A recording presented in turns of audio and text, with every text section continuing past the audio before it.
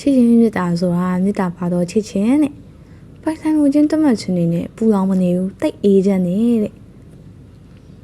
ဒီချေကလေတမိတိတ်ကိုညံ့နူရရဲ့ပန်းလေးတပွင့်ဖြစ်တာမလို့တမိကြောင့်ညှိုးနှမ်းသွားမှာကိုစိုးမိရဲ့ဒီချေညမို့ကမင်းကလေးပါ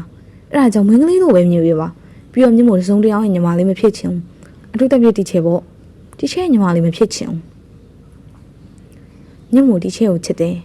ငင်းငင်းချင်းချစ်မိရမျိုးမဟုတ်ပေမဲ့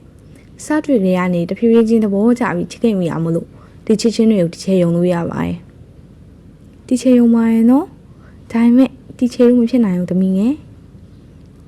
ဒီချေပါပြန်ကတနခါလေးတွေကဒီချေပြောသလိုကနှစ်လေးတွေဆိုတော့ကောင်းကိုကြောင့်ထလိနာလာလို့တနခါနဲ့နန်းကြည့်ရမှုေးသားပဲကောင်းကိုမဟုတ်ပေမဲ့လေပေါ့